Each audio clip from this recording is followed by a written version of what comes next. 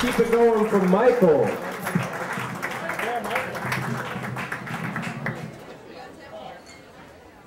Hey guys. Excuse me. You guys remember like the old, really old comedians that would be like, hey, my mom's so old, and then you guys would go, oh my gosh, you guys are gonna be awesome. All right. I was 20 years old before I saw my first gun live and in person. I feel like a weight just came on. Relax. It's not like a serious story at all. No one gets shot. Chill. All right. So I was 20 years old. I was in college. I was living with a bunch of my teammates. I ran track in college. We were all very sheltered. We all grew up in middle to upper class homes. We all went to private school. Some of us went to boarding school. Some of us just didn't really grow up around a gun culture.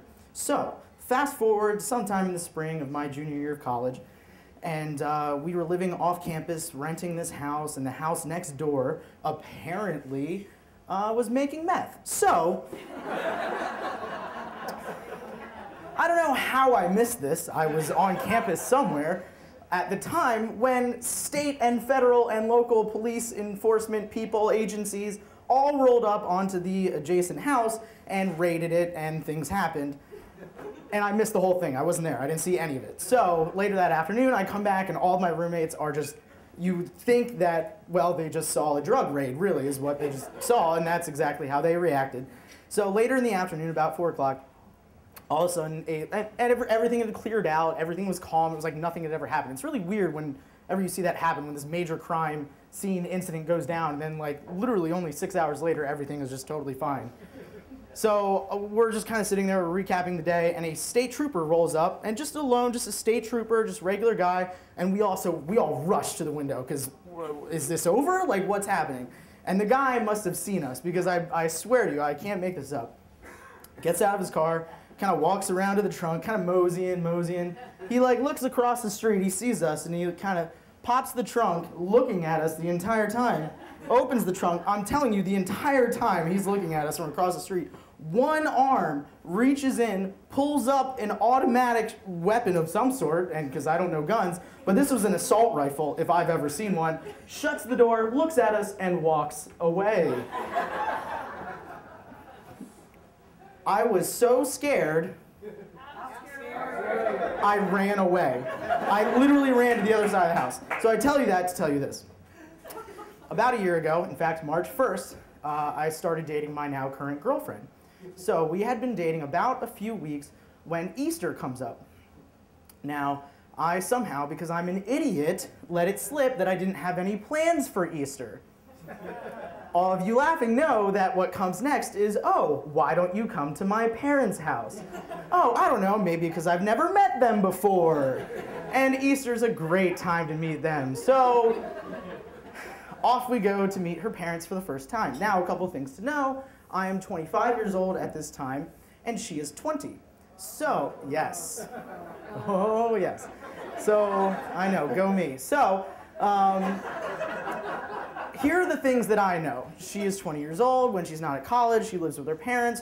Her parents are very nice. It's a very loving family. They're all still together. Her dad, as she has mentioned, is a big burly guy, big burly beard, rides motorcycles, goes hunting. But really a teddy bear.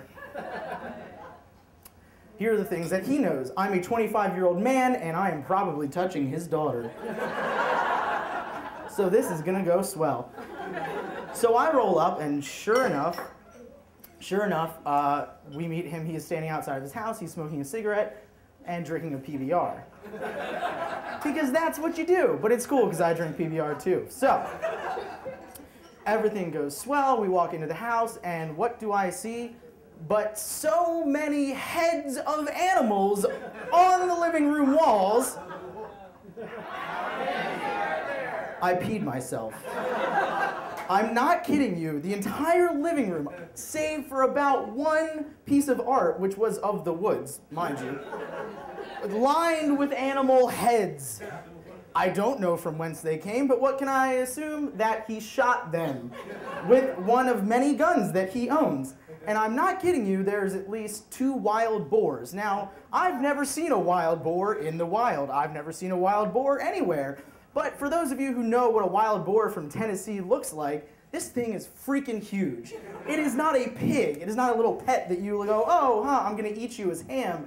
This is a giant animal. Also, there are heads of brown and black bears on the walls. Also, large creatures. And what space isn't taken up by the 2 boars and the 2 bears is taken up by the at least 7 deer on the wall. Let's recap. I've never seen a gun before I was 20. It was an assault rifle that was pulled out, probably as a joke, by the state trooper just to make fun of us for being really sheltered. And now I'm in a home that is covered in wild animals. So, fast forward a couple hours later, he is, of course, wearing just a regular kind of button-up shirt with short sleeves and a biker vest, because why wouldn't you? And later on in the afternoon, I see, like, he kind of turns his back towards me, and he's kind of hugging someone, and I see him. He has taken off the vest to reveal that on the back he has a custom-made shirt of his face, which is not friendly. And underneath it, there are 2 rifles, and it says the abbreviations DADD, which stands for, and I know this because it said underneath, Dads Against Daughters Dating. And he has turned purposely towards me, so I read it, which, if you know, I have my master's in English. I read it loud and clear.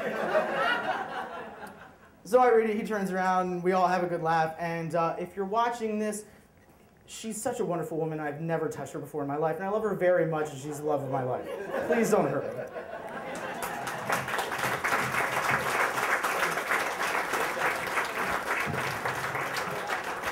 Nice job, Mike. Michael.